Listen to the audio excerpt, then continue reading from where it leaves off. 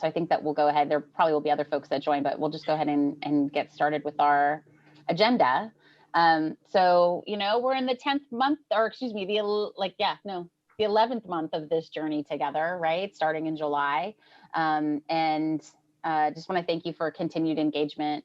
We'll go ahead and do any kind of introduction. I don't see any new folks on the Zoom screen, but please throw it in the chat if you are a first-time attendee and want to make sure people get to know each other. We'll start by doing the economic update and a bit about the state budget. Then we're going to go ahead and review our priorities and recommendations for Measure X that's continued to evolve. And then we're going to have a conversation about housing and economic recovery and how the housing piece fits in. Certainly news of 39% increase in housing prices in Contra Costa. It's exciting if you're a homeowner that's got a lot of equity and is selling and leaving, but there's huge issues for our economy and for our people at this moment. And housing is such a key element to so much. So, and then we'll wrap up at 10 as always. So, so we'll just dive right in. So in terms of the, economic recovery, we'll do what we have been doing, right? Which is to talk about the California unemployment rate. And you'll see that, and probably a lot of you saw this, that came out last Friday in terms of the specific California data, that we stayed at 8.3%. And there's a huge amount of concern. Yes, we were 38% of the nation's jobs created in the last month, and so there was a lot of rhetoric around us being the engine of driving job creation. But the unemployment rate stayed firm and stubborn, which is of concern to lots of folks. So I wanted to kind of unpack that a little bit as we look at things. Looking at the California payroll jobs, so there were more jobs created in the month of for the April figures that were just released. But the California, the LA Times, I mean, so many different places characterize it. Just talked about how far we have to go in terms of California recovering from its deep pandemic recession. So it's important to contextualize that more than half the jobs that California has lost have yet to return. And again, we're stagnant at this 8.3%, the same as March. So the job creation pace was comparatively robust in April. It slowed slightly from the previous months, right? So employers added over 100,000 jobs, 101,800 in California, for a total of 16.2 million jobs. But that was less than the 132,000 jobs added in March. So nearly 2/3 of California's job growth in the last 3 months has been leisure and hospitality businesses, right? Which were most profoundly affected during the pandemic. But their employment level remains 28% below its pre-pandemic levels, right? So that, definitely something to think about. Now, there's differences of opinion about where this is headed, right? So a Pepperdine economist, David Smith, predicts California's economy will achieve full employment by the fall, even though, right, we've got these geographic mismatches. So, but, Mr. Smith's take is that, California remains a job-producing engine. So unemployment in the tech-dominated San Francisco region, as he describes it, is trending less than half of LA, right? So LA's harder hit small businesses and the hospitality and entertainment industries still really suffer. And so unemployment in LA remains above 11%. And so in LA County. So, there are some real differences across the state. So in terms of looking at what the picture is in Contra Costa, so we're to 6.6%, which is down from 6.8. But if you look a little closer, the number of jobs is actually down by 6,300. And so the number of people who are unemployed is down, but part of the story here is that clearly the number of people who have left the labor force is partly what's going on with our rate. So again, we're a much more promising trend than in LA County, but we've still got a ways to go here locally. So again, in terms of the overall economy, we're seeing housing prices skyrocket, and we're going to talk about more on that later. And interest rates are rising, which is slowing the number of homes sold nationwide. Now, the good news is manufacturing is up this month, but there are problems with supply chains across sectors, continue to be a drag on the economy. So consumer confidence is tapering a bit as there are concerns about inflation. So although it's fairly easy to find economists that want to debate the justifications for their inflation expectations. So I always take that with a big grain of salt. We've got a slide here about the change in unemployment, if you want to go to the next slide. So again, this is just to really visualize this K-shaped recovery we're talking about in terms of the percentage of folks that have, or how employment has changed. And so you'll see for high wage earners and middle wage earners, employment is up compared to February of 2020. But for low wage workers, that employment continues to be problematic. So we can go to the next slide. Kristen, that's California, right? That's not federal. Yeah. So next slide. So it's budget season in California, and I'm sure all of you, because you are engaged in folks, and so you are aware of some of a lot of the press that was generated around Governor Newsom's proposed $100 billion California comeback plan. So as part of the May revise, Governor Newsom proposed a $267 billion budget. And so, which is just such a far cry. I know I moved back to California with my family in 2010 when there was a $26 billion budget deficit.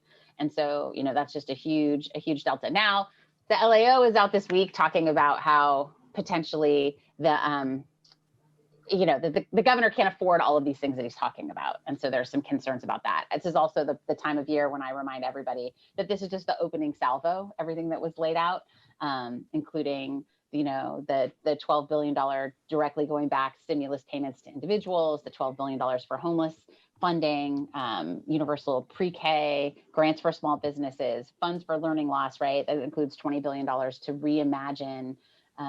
reimagine public education, right? To expand the community college opportunity and to expand, so sort of like adding grades on both ends of the K-12 spectrum. But that's just sort of the beginning, the opening proposal. And there's lots of different negotiations happening. And specifically, Letty put in a yay for early childhood. There really is some concern about not making sure that we don't just add slots, but that we raise, and we've talked about this, right, a lot as a group, the importance of having living wage jobs in the early childhood sector so that folks can, so those aren't poverty wages. And so how can we increase the funding in a way that both makes those businesses more sustainable and increases access? So there's a lot of jockeying happening at the state level around the budget. And so, and I'm happy to pause here and answer questions about specific budget proposals or concerns, and any comments for folks that are budget watchers. Debbie, go ahead, jump in. Hey there, guys. Sorry, I'm on my way to the opening of Recongregated Services at Mount Diablo Center, our adult day health program today. So I'm super excited. Happy opening day. Thank you very much. Way more excited than baseball opening day. Sorry, baseball fans. Want to point out that the conversation you just had about early childhood education, livable wages, should be the same conversation that we're having about caregiving for our older workforce, our older adults, because we have the inverse relationship happening with growth of the aging population and reduction in available caregiving workforce, and they are poverty wages too. So I just wanted to elevate that as well. No, I appreciate that. No, and it's an important point. And then turn your video off because you're driving. That's freaking me out a little bit. Focus on the road, safety first. But then also too, that's very relevant to the conversation in Washington around the inclusion of the care economy as part of infrastructure, right? And then there's the American Families Plan as part of that. There's the infrastructure plan, and it remains to be seen whether or not the Democrats are going to be able to pass something big in reconciliation to move that agenda forward.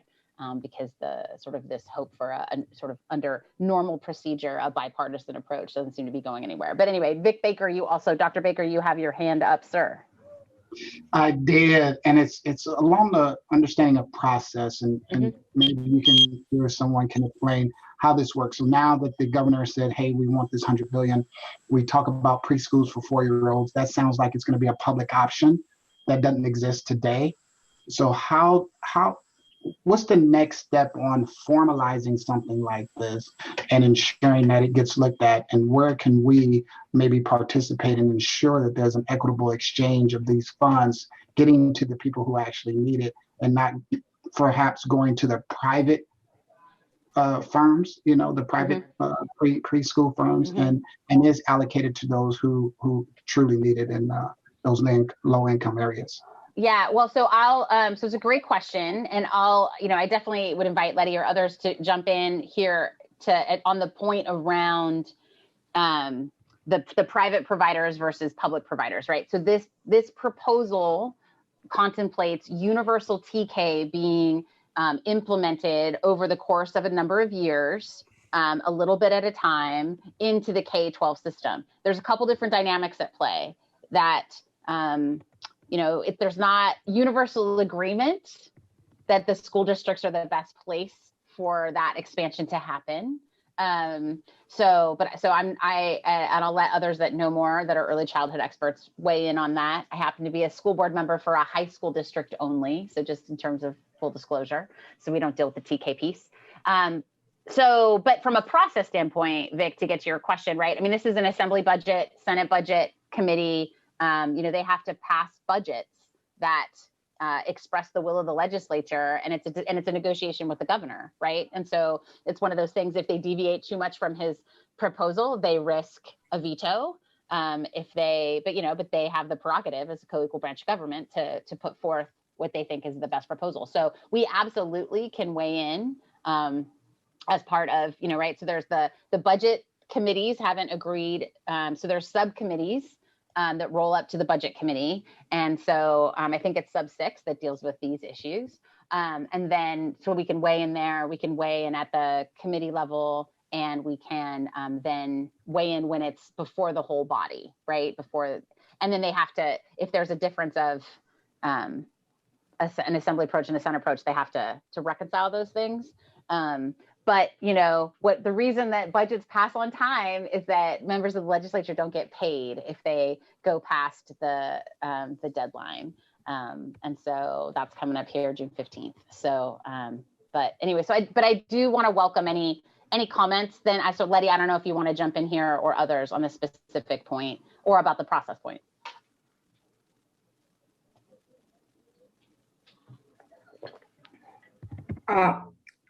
Yes, very briefly. This is still a process, and it is, I understand, a multi-phase project or deliberation, and so there's no saying what can actually happen between those phases, and then the multiple inputs that will come again. So we're optimistic, but not overly optimistic about that. Yeah. And I appreciate that, Letty. I just had, my immediate concern is Head Start and Early Head Start is a federal program that is offset somewhat by donations. It's not fully funded, right? And so if in fact those monies, can they go toward those nonprofits that are the grantor and the super grantees of those early Head Start programs? Are they going to be able to use the state funds in order to supply that education?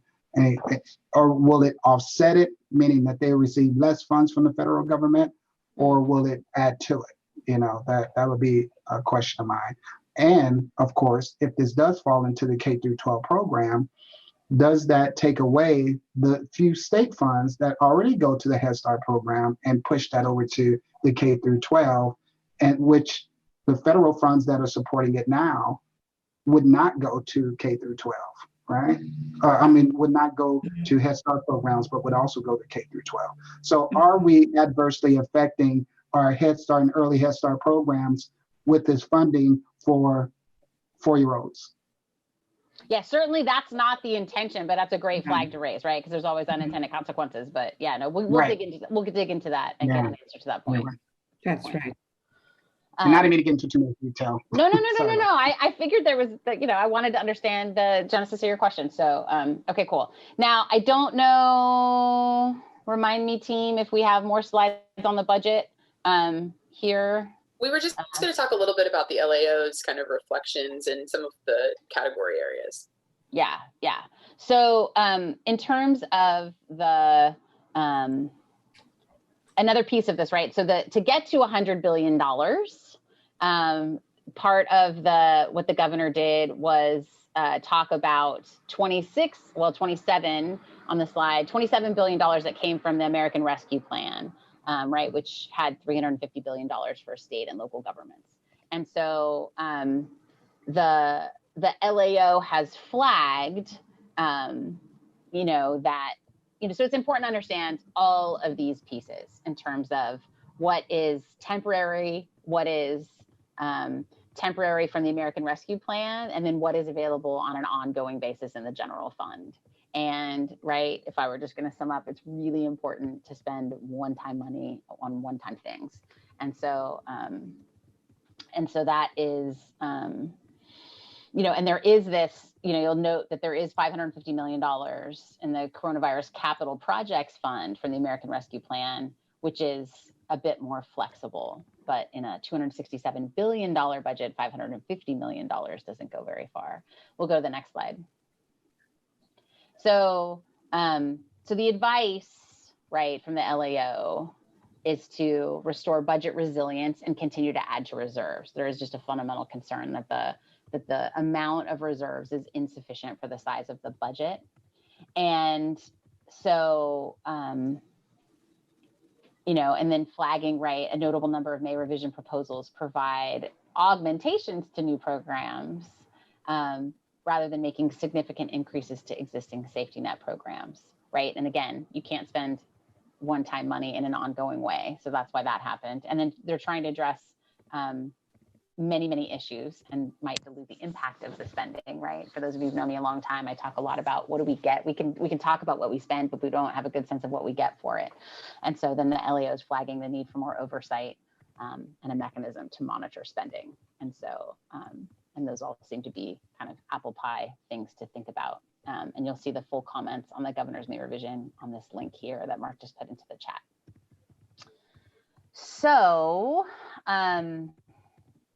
that is, are there any other questions? I want to be kind of mindful of keeping us on track, on time, on the agenda, but any other? So Kristen, it's Debbie.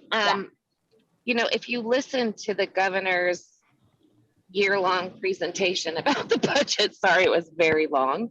Yeah. He has the biggest reserves and he has the greatest reserves and it's historic and blah, blah, blah, blah. So peeling back the layer on that, is it possible to have, because I forgive my ignorance, but it sounded to me like there was a cap on the amount that we would put in the reserves for some reason, and that we had reached it. And so does that need to be adjusted, or where's the break there? Yeah. Because so under Proposition 2, which was the rainy day fund, what created the rainy day fund, there are a lot of provisions around how it all works. And so when you're flush, what you can do with reserves, and then what the legislature needs to do to trigger an emergency to be able to take some of those reserves to spend them in the tough times. And there are some caps on there, right? And then the hard part is that when you go to the ballot and you change the Constitution to create something, the only way to fix it is to go back to the ballot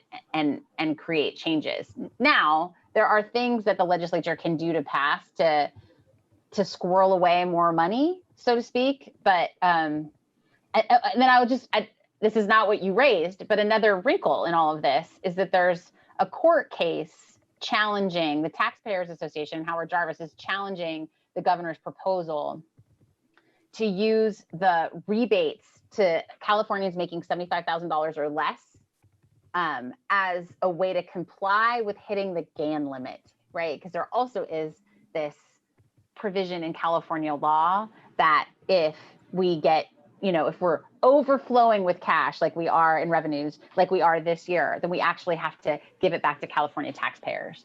And so the Taxpayers Association is crying foul about this particular approach.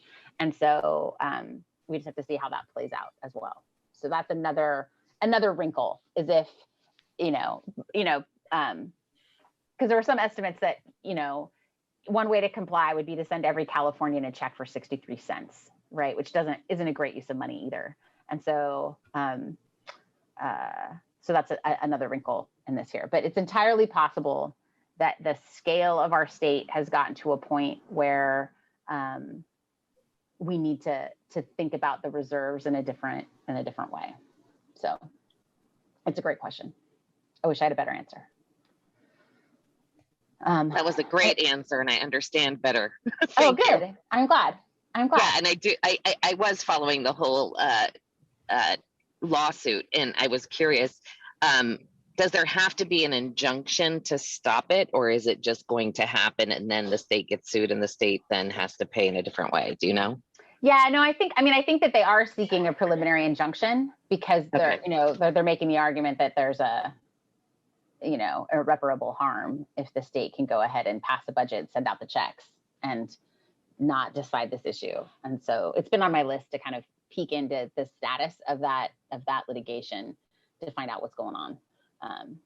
But yeah, dun dun dun. In another life, I used to be a lawyer, so I need to brush up on that and remind myself about all those, stretch those skills. All right, but it's 9:26, and I definitely don't want to step on Lindy's toes. She's got some great stuff prepped to talk about a few things. So any other questions on the budget?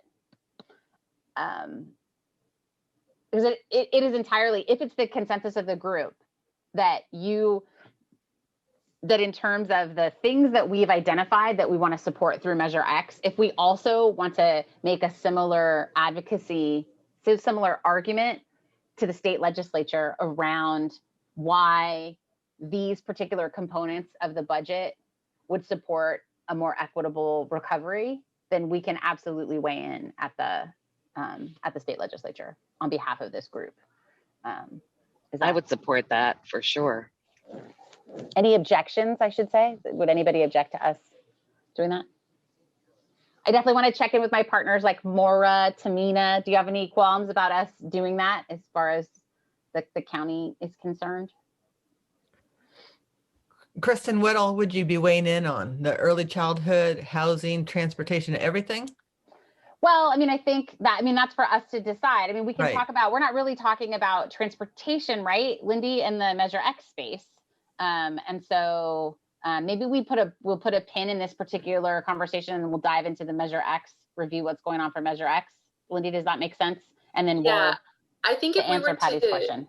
I think if we were to keep with similar priorities that we're doing with Measure X, it would probably be to say that we support the governor's suggestion that $35 million go towards guaranteed income pilots at the state, the early education aspects, and then some of the funding he wants to put towards apprenticeship and high road training partnerships would probably be like the most clear nexus between what we're suggesting for Measure X and what's happening at the state level. Okay.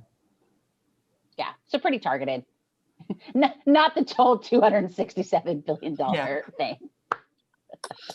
So we support everything. No, we don't. Probably wouldn't be a very fruitful letter. Yeah. So, all right, you want to take it away, Lindy? Yeah, absolutely. Good morning, everyone. Mark's going to bring up the PowerPoint for us.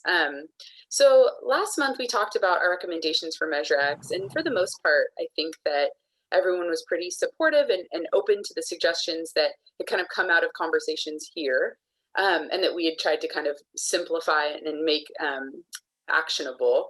But there was a little bit of a conversation about wanting to understand guaranteed income pilots better. And so we decided that because of the scheduling and timing of Measure X, we were able to come back and continue that conversation and have a little bit more of a conversation as a group around this. So that's part of why we're bringing this back. The other reason that we're bringing it back is that there's been a little bit of an augmentation on the early childhood, and I wanted to just bring that to your attention, make sure that everyone was comfortable with those kind of shifted recommendations. So they're not totally different. As a quick review, the Community Advisory Board for Measure X is currently meeting. We meet on Wednesday nights from 5 to 6:30, though really it's more like 5 to 8. They include a presentation each week, includes a presentation which is predominantly county staff, but also includes community organizations and generally at least one resident or person who has direct lived experience with whatever that issue may be. For example, tonight we're going to be talking about early childhood specifically, and so there may be a parent who is really engaged in like the Head Start, Early Head Start Council, who would come in and talk about the impact of those programs. The meeting that we plan to provide a detailed letter to is the July 14th safety net meeting. That is when they're going to be talking about jobs and income inequality. They're also going to be talking about public benefits. And we felt that that meeting fit in closest with the work of the Equitable Economic Recovery Task Force. It will include, of course, recommendations related to early childhood. And so because of that, we may send an email after this meeting as a public comment, just saying that we have a group that's supportive of some of the recommendations that are being put forward under early childhood, and we'll just restate that in our letter on July 14th, or for the meeting on July 14th. The Community Advisory Board itself is chaired by Mariana Moore of Ensuring Opportunity, and it's a 27-member board, of which many of people that we get to interact with here at the Equitable Economic Recovery Task Force are involved, including Ruth Fernandez and our own Debbie Toth, who just spoke a moment ago. Hey, Next really slide. quick, Lindy, just a question for my edification is how does Mariana Moore how is she the chair? Was she elected by you all? She was, but she was elected by those members who are voting members. So we have 17 voting members and 10 alternates that are only voting if the primary member is unavailable. Understood. Next slide. So as we discussed last month, we are recommending that we send a letter to the advisory board with some potential areas of focus. And this is pretty aligned with how the presentations have been going. Most of the time, an organization or the county will come in and say, this is our areas of focus. These are the recommendations we have for how we can improve services or really innovate. Some of the ideas that have come forward have really come forward under the umbrella of transformative. So they might be something that hasn't occurred before, but that they think could make a really big difference here in Contra Costa County. The 4 potential areas of focus that we had mentioned last month were a guaranteed income pilot, which I think would fall under that kind of transformative umbrella.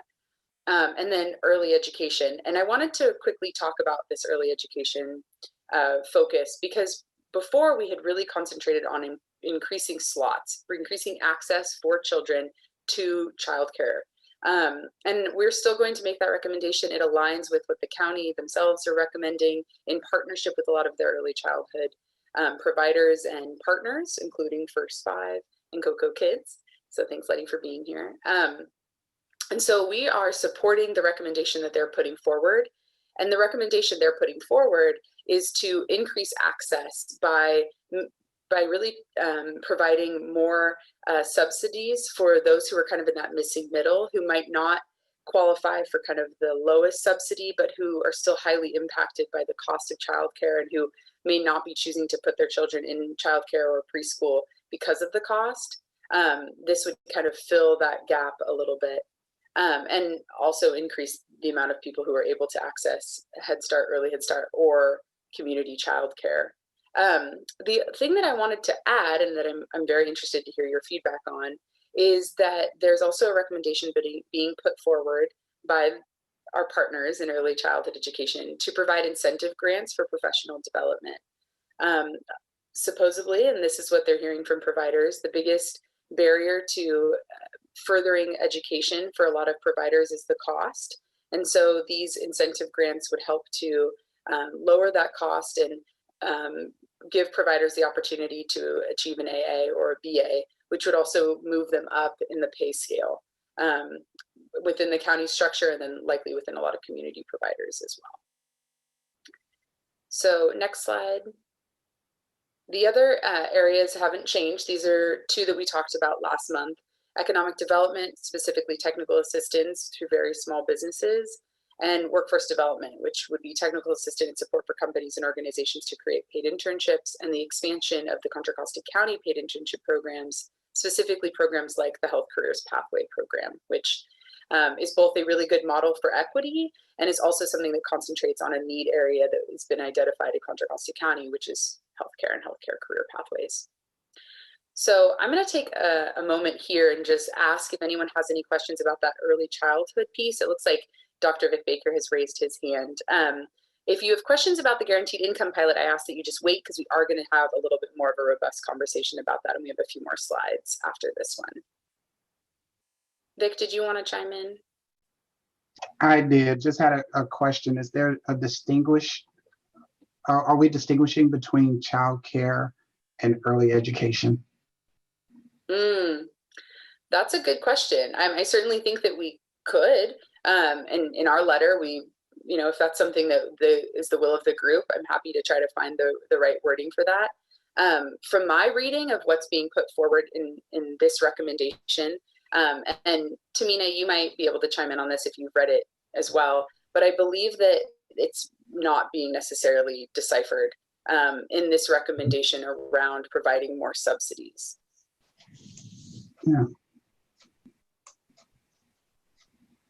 Yeah, I would be interested in understanding that. I can just see that funding may not be going to where people have envisioned it to go, depending on what side of the table you are. You may be a child care center, running a child care center out of your home, versus a Head Start educational opportunity, early Head Start and Head Start, right? Two different items. So I want to understand that. It looks like John raised his hand. John might have a little bit of insight. I'm sure he was very involved in helping to form these recommendations that are being put forward tonight. John, did you want to chime in? Yeah, and then I think Ruth may want to say something along with it. I can tell you within the early childhood field, we consider it all early childhood education from birth right up to school age. One of around the professional development is actually improving child care providers' ability around child development, because they're doing a lot of the teaching at the early ages. So I think in all of our heads, we kind of think of school starting at a certain point, but that's absolutely not true. A lot of the brain development for children begins at birth. So it's really critical at 0 to 3 years that providers are operating with a mindset around education. So our goal is really to bring their skills up and then in assist them in actually kind of moving up the ladder in terms of their own education. So it's not a straightforward distinction saying, okay, if they're in childcare, they're not learning. They very much are learning in childcare. John, thank you. That's brilliant. Well said, John. And if I may, I feel comfortable just adding something because I am a CAV member for Measure X, and what I'm about to say is factual information. But I think what's important to also keep in mind when we think of early learning, as John described it from birth to 5, is that there's also a lot of shifting going on with learning because of our workforce, how the monies are coming down from the state. And so the childcare world is very bifurcated by age type. And so I think teachers are constantly having to be, renew their understanding of child development depending on the age group that they're serving. And infant toddler happens to be one of the areas that is mostly underserved in the 0 to 5 category or scope range. And so there's going to be a lot of shifting in the workforce of, just like people are talking about TK, we've known that infant and toddler has one of the biggest gaps. And so therefore we need a workforce that also knows how to work with babies and as well as preschoolers. So just to add that piece.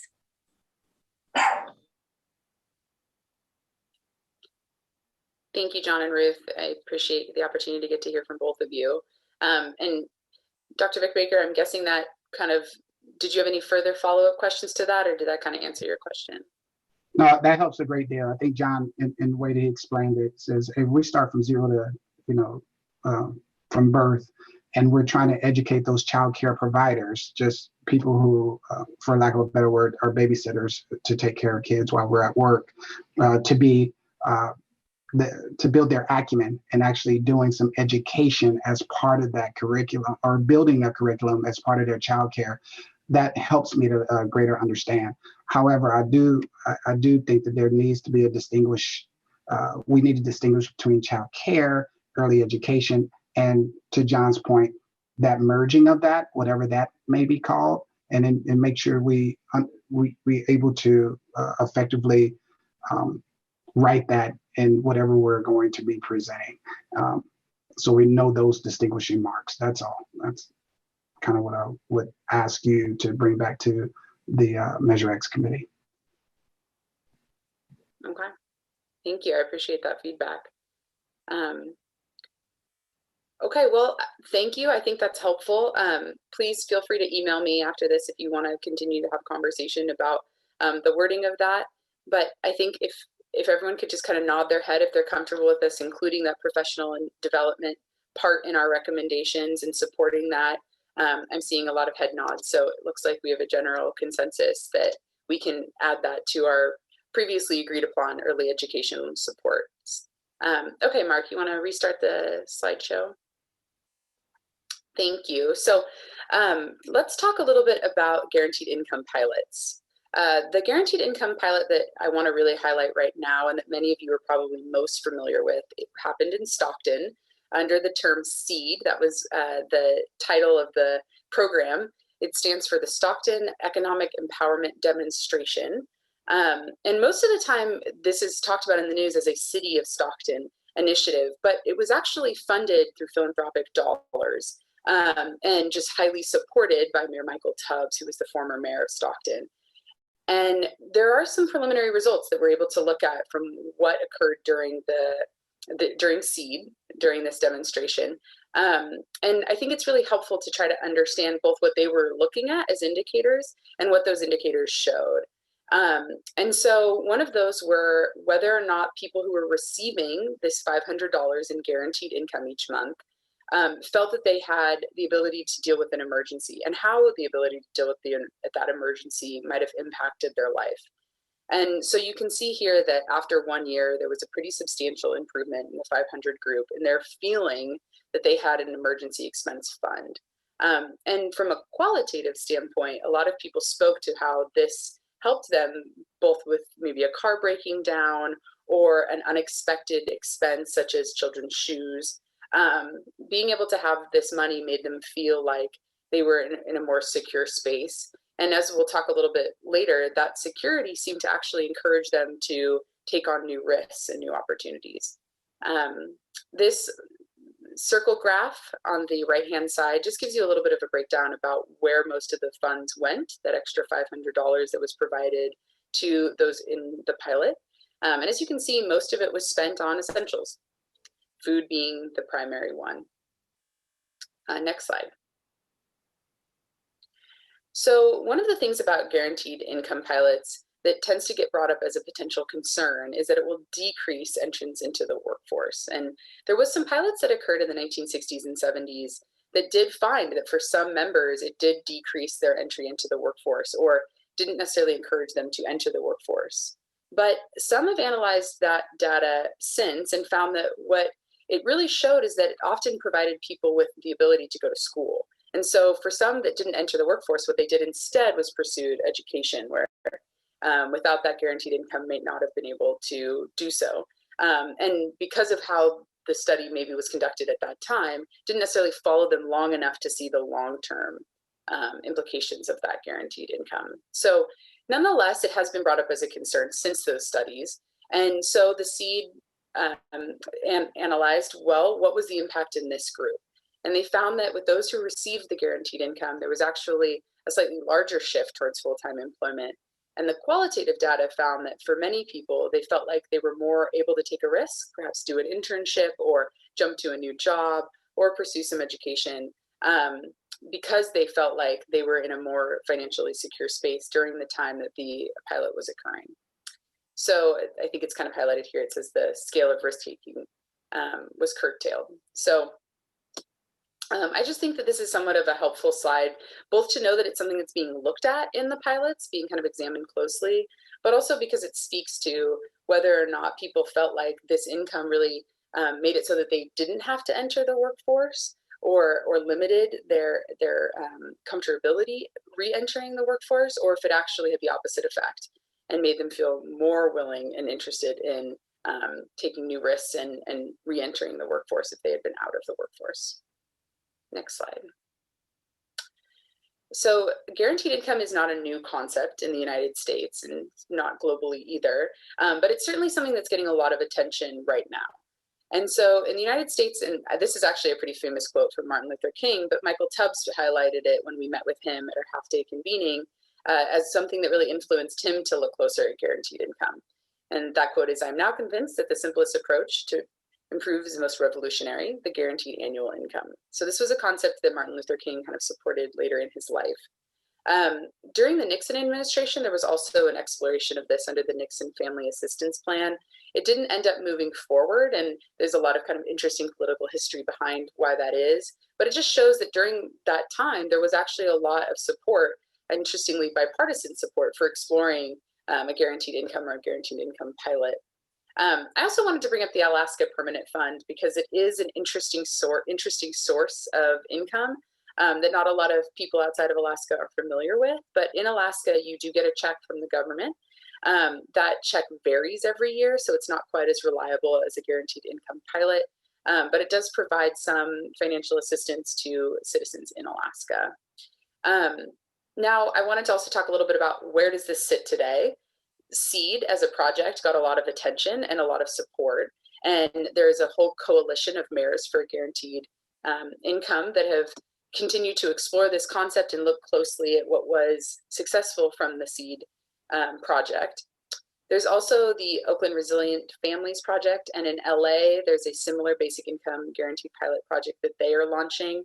Both of the mayors of those cities are involved in the Mayors for Guaranteed Income, and so that's part of why they've moved forward with these projects. The projects vary a little bit, but essentially they're between a $500 and $1,000 monthly payment to households that have a dependent. The LA project is still, some of the specifics are still being worked out. The Oakland Resilient Families Project is currently taking applications, so that is moving forward as we speak. I also wanted to highlight that there's been conversations at the state about this. AB 65 was a California Universal Basic Income Program pilot. It died on suspense this year. It's not going to be moving forward, but it got a lot of attention, and a lot of people were talking about what this would look like if it was done on a state scale. I think part of Gavin Newsom's response to that was to put some money in his proposed budget for pilot projects. So it's still being worked out, I think, what this will look like, but I think one reason it might be worthwhile to suggest that the Measure X committee consider a guaranteed income pilot is that there might be matching grants available from the state to explore this kind of a project through this money that Newsom is advocating for. Next slide. So I wanted to also talk a little bit about what this might look like here in Contra Costa County and why an organization like the Contra Costa Economic Partnership would be supportive of it. Child poverty varies throughout our county, but we know that it's an issue. And both in LA and in Oakland, as they look at their guaranteed income pilots, one of the things they're really trying to target is child poverty. And I think that Michael Tubbs really reflects on how much poverty and child poverty in particular influenced his interest in this. We know that a little bit more money within a family can make a big difference. And I think that one thing that this might show us is how flexible income for families can make an impact and help to improve social and economic mobility within Contra Costa County. I also just wanted to show you that there's part of our county where the amount of children who live in poverty is quite high. And we may not experience that every day, but it certainly shows itself in the data. I also just wanted to quickly mention that while it's not a specific aspect that we're recommending this group put forward support for, there is a recommendation that's being put forward to the Measure X committee to collect this kind of data and to better be able to track this kind of data within our county. And I just wanted to mention that because I really appreciate John and Ruth and Contra Costa County's kind of interest in making sure that we're able to have that kind of information and track how projects like possibly a guaranteed income pilot could make an impact. I also just wanted to talk about how homelessness is increasing in Contra Costa County. I'm sure that's not news to any of you. But these numbers really kind of highlight what that looks like. For example, we have a 21 increase in homeless households. 49% of those are first-time homeless, which shows us that this is not necessarily people that have been dealing with chronic homelessness, but families and households and individuals, many of them seniors, are dealing with homelessness for the first time, and that are really being priced out of the housing market, and are dealing with poverty that perhaps in a new way than they've had to deal with before. The increase in seniors, as you can see here, is about 35%, and adult only is about 23%. So overall, we're seeing an increase in homelessness in our community that could potentially be curbed by a small influx of income during a stabilizing time. So I think we can stop the slideshow. That was the last slide I had on guaranteed income, and hopefully it just provided a little bit more context, a little bit more information about where this suggestion came from, where it kind of sits within our state, and kind of why we put it forward as a potential recommendation. I think Keith has a question here in the chat. Can I get these slides? Absolutely, Keith. I'd be happy to send those forward. Did anyone else have any other questions about this as a suggestion, or thoughts that they wanted to share with the group?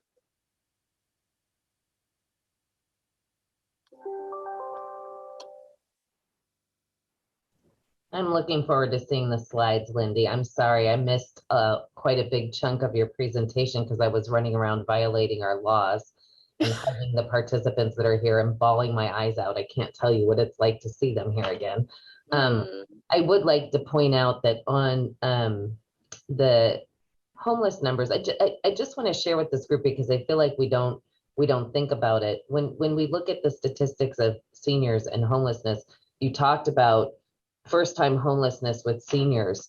The vast majority of seniors that are homeless are first-time homeless, and it is the largest uptick in any population. So 100%, I think, was the number in the last data report from 2019. But if you look at our landing page from the county, if you go to health, housing, and homeless, by the way, folks, there's great data there if you are interested in diving into the data report. So health, housing, and homelessness, or H3 as it's referred to, has a bunch of data on their website, and they do annual reports.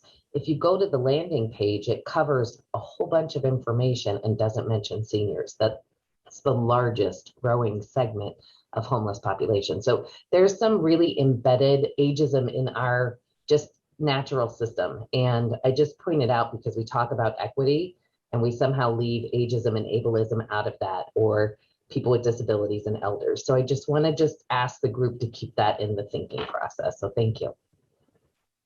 Yeah, thanks, Debbie. I'm just mindful it's already 9:52 and we still have some other things to cover. So we have some, I mean, it's really important to make sure that we are paying attention to the trends and who's vulnerable. And so I appreciate you pointing that out. And I also love the image of you running around hugging people after not being able to hug people.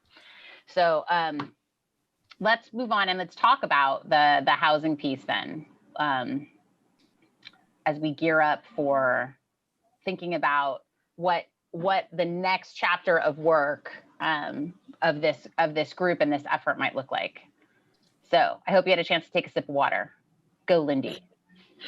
Yeah, Debbie set that up perfectly. So the next part of our conversation is that we'd love to get some of your feedback on what we should tackle as we kind of move into June. And one of the things that as staff we really wanted to think about was housing and housing's role in equitable economic recovery. We're certainly hearing and seeing a lot of articles that are talking about low-wage workers moving out of the region, not being able to afford housing. And as you can see here, a lot of our news sources are coming out talking about how COVID-19 is starting to ease our ability to interact and go back into the economy is heightening, and yet the California housing crisis is not get better by any means. Next slide. So I wanted to talk a little bit about the cost of housing, but I'm going to go through this really quickly and just be cognizant of time. Essentially, it's very expensive to live here. It's very expensive to buy a home, and it's very expensive to rent. So for example, the average rent in Richmond, now this is in apartment complexes with over 50 units. So it's possible that there is a different average that might be slightly lower, but for the most part, we're talking about $2,500 or more a month. In Concord, if you're looking for an apartment for under $1,500, there is essentially like 2% of the housing market available to you. So housing is a very expensive thing in our region, and it's hugely going to impact people's ability to re-enter the workforce and to be equitably able to access opportunity within our region. Next slide. So just to give you a little bit more of that picture, in the San Francisco Bay Area, specifically in San Francisco as a metro area, you need to work 140 hours a week to afford your rent at minimum wage, which is, essentially not doable. Next slide. So we wanted to talk about how we could think about this as a task force. And so we came up with some potential webinar topics, and I just would love to hear anyone's thoughts on these, but we came up with 3. We probably will only have time in June to do 2. But these are the 3 suggestions, and like I said, we'd love to hear your feedback. The first is around rental relief and assistance. The state and federal government have been have funneled a lot of money into this, and there is money here in Contra Costa County for it. But we're not hearing a ton about how to access that money, and we thought this might be an opportunity to really provide both for providers, for employers, and for direct clients directly about how to access those funds, how it works, walk them through some of that process. And specifically in Contra Costa County, there's a lot of utility debt, specifically water debt, and there's some funds out there for that right now. And so doing a webinar that really tries to explain the application process for these funds, and also to talk about how long-term programs that provide rental relief and assistance can be a tool in preventing homelessness, we thought would be a really great topic for a webinar. Next slide. Another potential topic is to talk about housing and land trusts. This is less of an immediate solution, but something that was highlighted in the Measure X needs assessment. And there's a lot of local communities who do this. Land trusts and housing trusts work slightly differently depending on the region, but essentially they are able to acquire land or other real estate and steward them into a trust to assure that they remain affordable, whether that's by allowing current tenants to become homeowners or to simply be kind of involved in pre-development costs associated with building affordable housing. Next slide. The last one was to talk about building on existing land, to explore programs that provide technical assistance for landowners. There is a program in Alameda County that's currently doing this for faith-based organizations. We have a great example here in our community with the Trinity Center around how this can be really successfully done and lead to affordable housing. It's also an opportunity we might have to talk about ADU financing and some of the ways in which the public sector could possibly be involved in providing technical assistance even to individual homeowners to increase housing supply and or to incentivize them to provide affordable housing, or perhaps to use a Section 8 voucher in some form around that. So those are 3 topics, and I just went through them really quickly because I'm cognizant, like I said, of our timing. And we've only got about 3 minutes, but I do just want to ask if there's anyone who has strong thoughts on these webinar topics. And also, I wanted to just jump in. Dr. Baker's hand is up. Oh, go ahead, Dr. Baker. You're on mute. There you go. Click. I'll click the button now. Just really quickly. I read in the paper last week or maybe 2 weeks ago around how Contra Costa has probably the lowest rental rates in all of the Bay Area. So I want to understand some truth in that. And I appreciate the effort that we're making there. But how do we sign up landlords to create affordable housing and affordable? Because I'm suspecting that if we have some of the most affordable rates in the Bay Area, that people are going to flock here and availability is going to be limited, right? So how then do we convince our landlords to say, hey, we need to designate some places and spaces for those who are minimum wage employees? Yeah, I mean, it's a great point. And I think it's all relative, right? It's relatively affordable in the Bay Area, which is already in the stratosphere, right? So it's so not affordable. So there already is this crunch. And yes, we definitely need to build a ton more housing. So, excuse me. I mean, it's a big question around how to handle. And I think that could be an entire plank of our work next year, right? If we're fortunate enough to be able to continue this conversation, because we got a lot of big work to do. I think in the interest of time and to be completely selfish, I'd love to point people toward the chat where, Mark just put sort of the 3 top potential topics. We want to do 2 webinars in June to close out strong this work and meet our obligations to the county, and would love your input. And we think there's, that these are how we sort of thought about potentially looking at the housing piece. And so I don't know if there's, if you want to give us some feedback in the chat or send us an email, because I do want to respect that it's 10 o'clock. We didn't do breakout groups. We did a lot of talking and not a lot of listening today. So if you could, before you sign off, kind of blow up the chat with the 2 that you think are the best. Thank you, Leo. Thank you, John, and Kelly. So just take a minute to do that, and we'll be in touch about, I just want to give a shout out to Patience, who's doing such a great job at the Workforce Board and working with us on this. And we're working and thinking about what's next here for all of us. And so, as always, this is recorded. We'll share it on the resource page. Mark dropped a file in the chat as well, but we'll make sure that you have access to all the learning. So, Patty Deutsch had to sign off early, but wanted to give a shout out to Lindy, because of course Lindy did a great job today, as always. So, if there's any other comments for folks that can stay on past 10, please feel to jump in. But thank you for putting all that in the chat. So we will let you know kind of where we land, and look forward to our final meeting of this particular cohort and effort in 4 weeks' time, the last Wednesday in June, which is technically after California has reopened. So good luck with everybody with all that's going to happen.